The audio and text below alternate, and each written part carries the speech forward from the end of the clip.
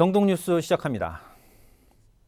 코로나19 확진자가 발생한 남양주시 오남읍 요양원과 관련해 확진자가 8명이 추가됐습니다. 남양주시는 추가 확진된 8명은 같은 건물에 있는 다른 요양원에서 발생했으며 입소자 3명과 종사자 5명이라고 밝혔습니다. 이로써 지난 22일 코로나19 확진자가 발생한 이후 오남읍 소재 요양원 관련 확진자는 28일 오후 2시를 기준으로 모두 71명으로 늘었습니다. 확진자들은 1차 검사에서는 음성 판정을 받았지만 재검사에서 양성 판정을 받은 것으로 확인됐습니다. 이렇게 남양주시 오남읍 요양원과 관련한 코로나19 확진자가 계속 늘어나고 있는 추세입니다. 남양주시의 방역 대책을 들어보겠습니다. 양재정 기자입니다. 남양주시의 한 요양원에서 코로나19 확진자가 집단 발병하면서 보건당국이 바짝 긴장을 하고 있는데요. 같은 건물에 있는 다른 요양원에서도 확진자가 나왔다고 합니다. 남양주시의 대응책이 뭔지 정태식 분양보건소장과 이야기 나눠보도록 하겠습니다. 예, 안녕하세요, 소장님. 예, 안녕하십니까. 예, 자, 코로나19 확진자가 많이 발생하면서 많이 긴장을 하고 있을 텐데요. 이분들에 대한 주변인들에 대한 전수검사 어떻게 지금 진행이 되고 있나요? 예, 지난 10월 22일 입소자 중 최초 확진되고 나서 해당 건물에 7개 요양원에 있습니다. 7개 의료기관에 대해서 2회 결체해서 전수검사를 실시했고, 지금 해당 확진자가 발생한 요양원은 방역소독 조치 완료하고 전원 조치 다 하였습니다. 네, 그렇군요. 남양주시 내에는 요양원과 노인 장단기 시설 등 코로나19에 취약한 시설이 한 400여 곳 있는 걸로 알고 있는데요. 이곳에 대한 관리 어떻게 지금 진행하고 있는지 좀 말씀해 주시죠. 예, 지난주 월요일부터 고위험 시설에 대한 종사자 또한 시설 이용자에 대한 전수조사를 실시를 하고 있습니다. 아마 이번 주에 끝날 것 같고요. 지금 현재까지 전수검사상에서 양성자는 없는 상황입니다. 코로나 확진 관련해서 양성자가 없는 것은 다행한 일입니다. 그렇다면 이제 앞으로 코로나19 방지를 위해서 남양주시의 계획, 대책이 있을 것 같은데요. 그 부분에 대해서 좀 얘기해 주시죠. 지금 최근에 무증상 감염이 많이 늘어나고 있습니다. 그래서 1차 의료기관에 방문하는 감기 등 호흡기 관련 질환자에 대해서는 의료기관에서 의뢰 적시 무료 검사 확대할 계획이고, 또한 고위험 시설 종사자뿐만 아니라 입소자에 대해서 정상 발현 시에서도 실현 시에 무료 검사를 확대할 계획입니다. 네, 알겠습니다. 하여튼 뭐 요즘에 잠도 못 자면서 굉장히 직원들이 다 고생한다고 들었는데요. 끝까지 잘 마무리해 주시기를 부탁드리겠습니다. 오늘 말씀 감사드립니다. 예, 고맙습니다. 양평군의 경우 최근 경로를 알 수 없는 코로나19 확진자가 나오면서 긴장감이 고조되고 있습니다. 현재 상황 알아보겠습니다. 양평군 보건소 원은숙 소장 전화로 연결했습니다. 소장님 안녕하십니까? 네, 안녕하십니까? 네, 최근 양평군에서도 확진자가 추가 발생했는데 현재 상황이 어떻습니까? 예.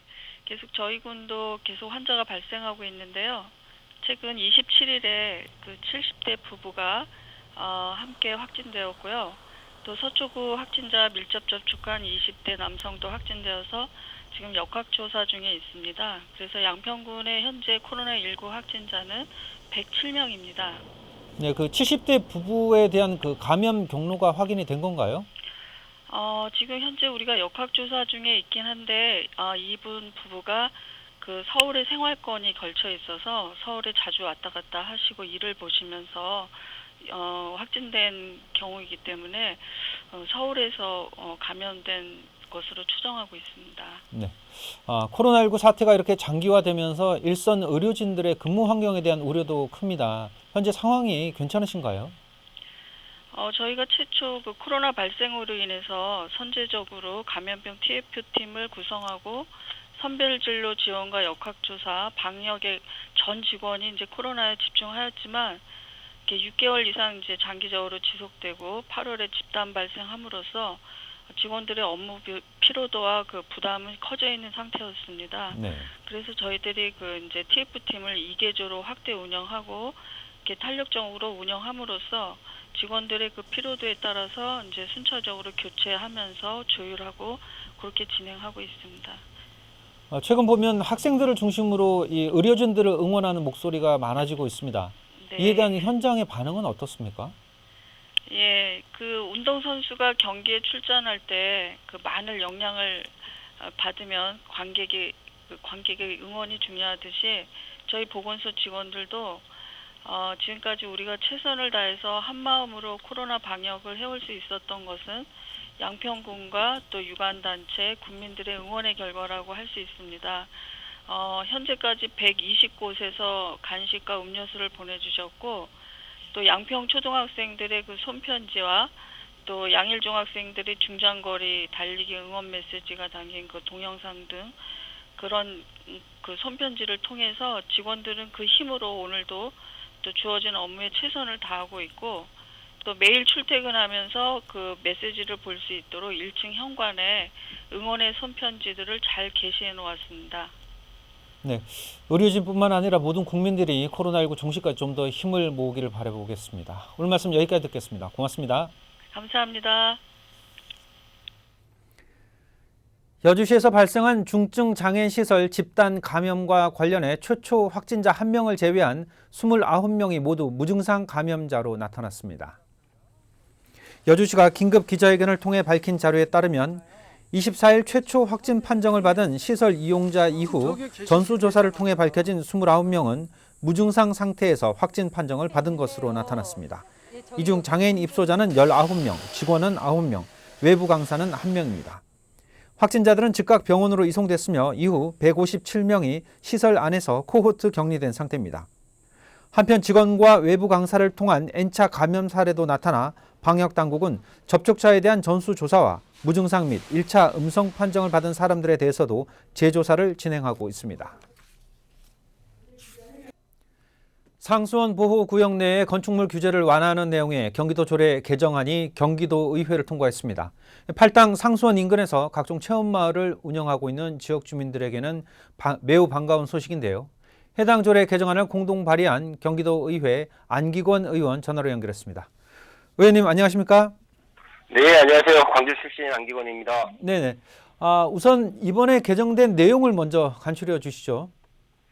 네, 그 상수원 보호구역에서의 농사를 짓고 계신 농가분들이 계시죠. 이분들에게 특산물에 대한 이제 체험 실장이나 이런 관련된 부분을 조리시설을 포함해서 연면적의 100제곱미터를 300제곱미터로 이제 합리적으로 완화해주는 규제를 좀 완화해주는 조례입니다. 네, 아무래도 이렇게 규제가 완화되는 만큼 주민들의 기대가 크고 있습니다. 조례 개정으로 어느 정도 효과를 기대를 하고 계십니까? 우선 남양주의 조합면 같은 경우에 체험 농장 자체가 한 17개의 업체가 있고요. 광주 상수원보호구역 내에 한 5개에서 6개 정도의 그 체험 농장이 있습니다.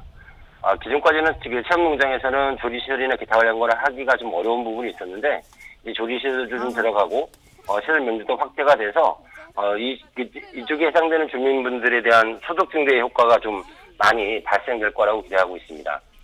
그런데 의원님, 반대로 이제 규제 완화에 따라서 무분별한 시설 확장이 될 수도 있다. 또는 상수원 오염이 계속될 수 있다. 이런 목소리도 있습니다. 이에 대해서는 어떻게 보십니까?